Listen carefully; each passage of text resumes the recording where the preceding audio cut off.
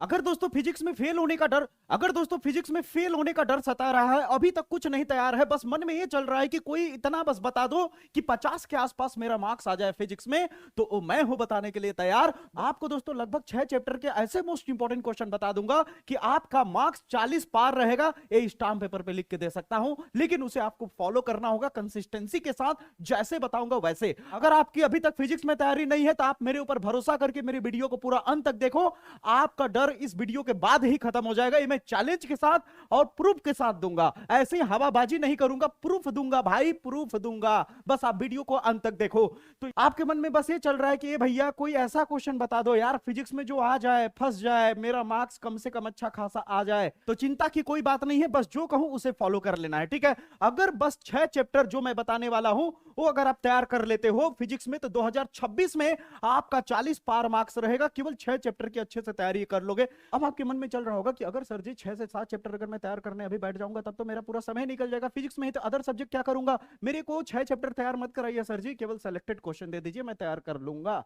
तो वो भी तैयार हूं मैं देने के लिए, वो क्वेश्चन बस आपको पूरी गाइड कर रहा हूं, पूरी प्रॉपर चीजें बता रहा हूं, यानी आपको पूरा परोस के दे रहा हूं, बस उठाना है, खाना है, यानी बस तैयार करते जाना है, ठीक है। अगर एग्जाम में नहीं आया तो उसकी जिम्मेदारी मेरी है, इतना बड़ा बात कोई नहीं बोलेगा, क्योंकि एनालाइज करके बोल रहा हूं। जो बोल रहा हूं उसे ध्यान से समझो, जो जो चैप्टर के क्वेश्चन बता रहा हूं उसे समझते जाओ। याद रखना, परमाणु और नाभिक वाला चैप्टर ऐसा है जिसमें से परिभाषाएं वाली क्वेश्चन ज्यादातर उठाता है। अगर आपको मेरी बात का यकीन नहीं है, इस तरह का अनसॉल्व होगा, जाकर के एनालाइज कर लेना 5 साल के पेपर में कि सबसे ज्यादा क्वेश्चन परिभाषा वाला कौन सा उठाया है, टॉपिक वाला कौन सा उठाया है, तो आपको ये सारे चैप्टर दिखाई देंगे जो मैं बताने वाला हूं, ठीक है। इन चैप्टर में से कौन से क्वेश्चन तैयार करने उसे देख लो, 8 मार्क्स आपका पूरा तैयार हो जाएगा। नाभिकीय विखंडन और नाभिकीय संलयन, इसे तैयार कर लेना, अलग अलग भी पूछा जा सकता है और दोनों में अंतर भी पूछा जा सकता है, ठीक है। अगला क्वेश्चन तैयार करोगे, नाभिक की द्रव्यमान क्षति और नाभिक का बंधन ऊर्जा। ये मेरे मुंह से मत सुनो कि मैं ये कहने वाला हूं कि ये क्वेश्चन आ सकता है, अरे आएगा ही, अरे आएगा ही मेरे भाई, बस जितना बता रहा हूं उतना कर लो। नहीं आया तो सीधे सीना ठोक के कह रहा हूं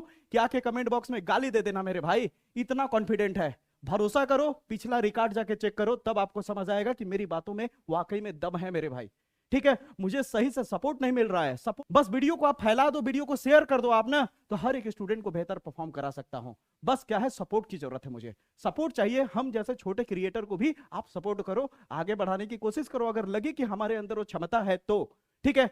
अगला क्वेश्चन है दोस्तों, सूर्य में निरंतर ऊर्जा कैसे बनी रहती है, समीकरण देकर के समझाइए। 2026 में 100% आएगा किसी न किसी सेट में, याद रखना। अगला क्वेश्चन है दोस्तों, ये बात तो आपको पता है कि पिछले 2026 के पेपर में समस्थानिक संभारिक पूछा गया था ना, समस्थानिक क्या है, संभारिक क्या है, ठीक है, 100% पूछा गया था, आप जाकर के चेक कर सकते हो। लेकिन इस बार इस शब्द को दोहराएगा नहीं, पूछेगा 100% यही पूछेगा, लेकिन इस शब्द को न दोहरा करके मेरा अपना अनुमान है कि नाभिकों का वर्गीकरण कीजिए, प्रत्येक का उदाहरण देकर के समझिए, प्रत्येक का उदाहरण देकर के समझाइए। अब इन दोनों स्टेटमेंट को ध्यान से देखोगे तो ऐसा लग रहा है कि दूर दूर तक कोई लेना देना ही नहीं है, लेकिन मेरे भाई दोनों सेम क्वेश्चन है। जब भी नाभिकों का वर्गीकरण बोलने के लिए, जब भी नाभिकों का वर्गीकरण पूछे तो भी मतलब वही है, समस्थानिक संभारिक समन्यूट्रॉनिक ही पूछ रहा है। नाभिकों का वर्गीकरण समस्थानिक संभारिक के आधार पर ही तो किया जाएगा। अगर आप बिना रटे सीखना चाहते हो तो बिल्कुल देर करने की जरूरत नहीं है, प्लेलिस्ट में जाइए, धमाकेदार वीडियो है एकदम, अटेम्प्ट कर, प्लेलिस्ट में जाइए, धमाकेदार वीडियो पड़ा हुआ है, अटेम्प्ट कीजिए, ठीक है। अब आगे बढ़ते हैं, अगला क्वेश्चन आप तैयार करोगे, न्यूक्लियॉन से क्या समझते हैं। अरे कुछ नहीं है मेरे भाई, नाभिक के अंदर न्यूट्रॉन प्रोटॉन है, उनका योगफल ही न्यूक्लियॉन कहलाता है, ठीक है। अगला फिर तैयार करोगे रदरफोर्ड का परमाणु मॉडल, फिर बोर का परमाणु मॉडल, ठीक है।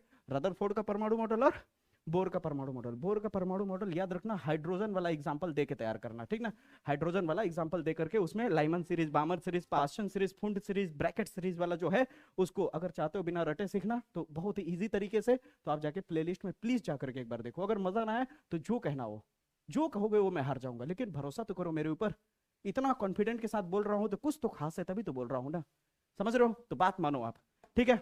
ना अच्छा लगे मत देखना, दोबारा कभी मत देखना, लेकिन एक बार जाके देखो, फॉलो करो, ठीक है। फिर अगला तैयार कर लोगे, हाइड्रोजन का ऊर्जा स्तर आरेख के आधार पर स्पष्ट कीजिए, ये वाला भी तैयार कर लोगे, ठीक है। फिर आता है हाइड्रोजन परमाणु की प्रथम कक्षा में त्रिज्या के लिए व्यंजक प्राप्त कीजिए, ये वाला किसी न किसी सेट में पक्का पूछा जाएगा, ठीक है। अब आती है बारी, अगला दोस्तों जो अर्धचालक वाला चैप्टर है, ये भी 8 मार्क्स का, इसमें से प्रश्न पूछे जाते हैं और ज्यादा प्रश्न इसमें नहीं है, 3-4 प्रश्न है, तैयार कर लोगे आपका काम हो जाएगा। अब कौन सा प्रश्न है, पी टाइप अर्धचालक, एन टाइप अर्धचालक, पीएन संधि डायोड, ऊर्जा बैंड क्या होता है, अर्धचालक के प्रकार क्या होता है, अगर जानना चाहते हो तो अर्धचालक वाला मेरा वन शॉट वीडियो जाकर के सर्च करो, अर्धचालक डालो, क्लास 12 बाई बीजा सर 24 डालोगे तुरंत आ जाएगा। ठीक है, आप जाकर के देखोगे ऑटोमेटिक क्लियर हो जाएगा। समझ आई मेरी बातें? तो इतना ही केवल तैयार करना, बस इतना तैयार करो, 8 नंबर तैयार। इतना तैयार करने पे 8 नंबर पक्का। अभी भी भरोसा नहीं? प्लीज भरोसा करो, भरोसा नहीं तोड़ूंगा मैं। ठीक है, अगला आप तैयार करोगे विद्युत चुंबकीय प्रेरण और प्रत्यावर्ती धारा से। ठीक है, न्यूमेरिकल सबसे ज्यादा उठाता है इन्हीं चैप्टर से, इसीलिए यहाँ पे सर्कल में दे दिया है कि न्यूमेरिकल पे फोकस जरूर करना है इसमें। ठीक है, आपको क्या करना है, एलसीआर परिपथ वाला जो डेरिवेशन है उसे तैयार कर लेना इस चैप्टर से। ट्रांसफार्मर पे पक्का क्वेश्चन पूछा जाएगा, ये स्टाम्प पेपर पे लिख लो, कहो तो वहां से पेपर भेजो, मैं सिग्नेचर मार देता हूँ। कहोगे कैसे भेजेंगे सर? ठीक है, ध्यान से समझो। ट्रांसफार्मर जो है, ट्रांसफार्मर का या तो सिद्धांत पूछा जाएगा, और सिद्धांत अगर नहीं पूछा तो न्यूमेरिकल पूछा जाएगा। बहुत स्टूडेंट गलती कहां करते हैं, ट्रांसफार्मर का सिद्धांत तैयार करके चले जाते हैं और मुंह बना के उधर से आते हैं, क्योंकि ट्रांसफार्मर का सिद्धांत ही केवल इंपॉर्टेंट नहीं है। जो टीचर बताते हैं ना, बच्चों ट्रांसफार्मर किसी कीमत पे नहीं छोड़ना है। अरे मेरे भाई, ट्रांसफार्मर का सिद्धांत जितना इंपॉर्टेंट है उतना ही इंपॉर्टेंट ट्रांसफार्मर के सिद्धांत पे न्यूमेरिकल है मेरे भाई। समझ रहे हो? ट्रांसफार्मर के सिद्धांत पे उतना ही ज्यादा इंपॉर्टेंट न्यूमेरिकल है मेरे भाई। ठीक है, नहीं देखे तो मेरा वन शॉट वाला वीडियो जाकर के देखो न्यूमेरिकल का, फिजिक्स का। तबाही मचा दूंगा हूं, पूरे बुक का न्यूमेरिकल करा दिया हूं। समझ आई मेरी बातें? ध्यान से देखना, ध्यान से समझना। फिर अगला तैयार करोगे प्रत्यावर्ती धारा जनित्र या डायनामो, पक्का पूछा जाएगा, पक्का ही पूछा जाएगा।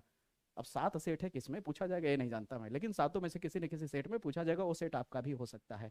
ठीक है, फिर अगला तैयार करोगे स्वप्रेरण अन्योन प्रेरण गुणांक, क्योंकि अब देखो अन्योन प्रेरण स्वप्रेरण ये नहीं जानोगे तो आप ट्रांसफार्मर कैसे समझोगे? इसी अन्योन प्रेरण के आधार पे ही तो ट्रांसफार्मर का सिद्धांत है। ठीक है, फिर आता है विद्युत चुंबकीय प्रेरण क्या है, विद्युत चुंबकीय प्रेरण संबंधित फैराडे के नियमों को समझाइए। बहुत ही वायरल क्वेश्चन है। ठीक है, ये तैयार कर लोगे। आपका भी अब दिल कहने लगा होगा, अंदर अंदर से लग रहा होगा, हो यार बंदा क्वेश्चन तो खतरनाक लाया है। ठीक है, पक्का ही फंसेगा। मेरे भैया मेरी बहन मेरी बात मान लो, मेरी आंखें देख लो, झूठ नहीं बोल रही है। ठीक है, अगला क्वेश्चन है विद्युत चुंबकीय प्रेरण संबंधित लेंज का नियम। जैसे फैराडे का नियम है उसी तरह लेंज का नियम है, बहुत ही वायरल, बहुत ही पॉपुलर है। ठीक है, 3 में से पक्का फंसना ही फंसना है, ये आपको भी पता है और ये बात मेरे को भी पता है। अब डर खत्म कर दीजिए, एकदम तसल्ली के साथ रिलैक्स होकर के एकदम अच्छे से तैयारी पे फोकस करिए। ठीक है, जितना दिया हूं एकदम खल्लास कर डालिए। ठीक है, हाँ एक बात और बताना भूल गया कि इस चैप्टर के न्यूमेरिकल को नहीं छोड़ना है, इस चैप्टर के न्यूमेरिकल को नहीं छोड़ना है। ठीक है, अगर आपके पास समय बचे तो फैराडे का जो डेरिवेशन है उसके अनुप्रयोग वाला वो जरूर देख लीजिएगा। ठीक है, और मैं तो कहूंगा कि मेरा डेरिवेशन का जो वन शॉट वीडियो है, जिसमें एक ही वीडियो में पूरे बुक का most important one shot derivation करा दिया है, उसे आप फॉलो कर लेना। ठीक है, नहीं कर सकते तो बस जो जो बताओ उतना ही कर लो। ठीक है, क्लियर है यहां तक? अब देखिए यहां तक अगर आपका क्लियर हो जाए तो फिर अगले तरफ टर्न मारेंगे तो हमारा क्या आ जाएगा, चुंबकीय।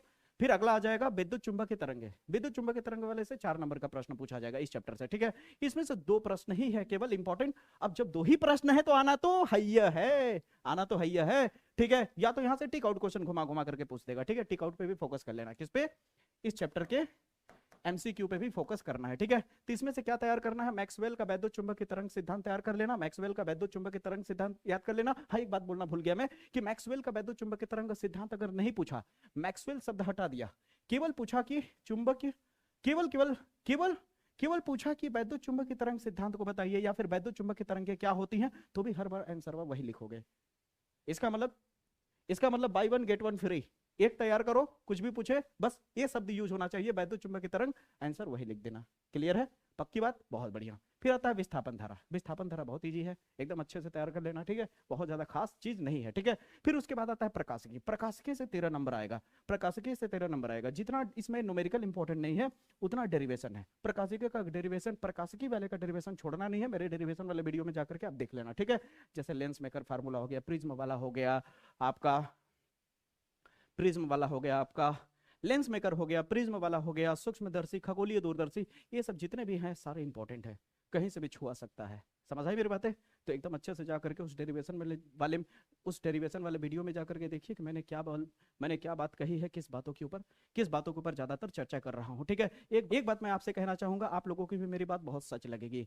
अगर कोई भी एंटरटेन करने वाला, कोई भी किसी तरह की वीडियो लेकर के आ रहा है, उसको देखो कि बहुत सारे इंस्टाग्राम पे फॉलोवर होते हैं कि नहीं, लेकिन हम लोग की वीडियो जो होती है ज्यादातर क्या कहते हैं, नॉलेज की होती है, मोटिवेशनल होती है। ठीक है, यहाँ पे देखो मेरा इंस्टाग्राम, इतना आप लोग सपोर्ट कर रहे हो, लेकिन इंस्टाग्राम पे देखो सपोर्ट 1000 नहीं है।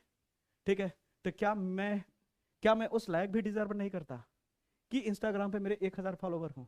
इसे 1000 फॉलोवर तक जरूर पहुंचाइए। इस पे केवल और केवल मोटिवेशनल वीडियो, एजुकेशनल वीडियो और कुछ अपडेट देना होता है तो हो गया। उसमें हर एक चीज उस पर मिल जाता है, यानी नॉलेज की ही चीजें हैं। आपको गलत डायरेक्शन उस पर नहीं मिलेगा, ठीक है। आपको एंटरटेनमेंट नहीं मिलेगा, वहां पे चीजें आपके शरीर में आग भर देने वाली चीजें मिलेंगी। तो प्लीज आप लोग उसे सपोर्ट करना, ठीक है। तो आगे बढ़ते हैं। तो यहाँ पे मैंने क्या कहा, समझ आया ना कि इंपॉर्टेंट डेरिवेशन को छोड़ना नहीं है। इतना अगर आप तैयार कर लो, फिर आखिर में बोनस क्वेश्चन में दे रहा हूं 2 ठो, दे ब्रॉगली का तरंग सिद्धांत और आइंस्टीन का प्रकाश विद्युत समीकरण।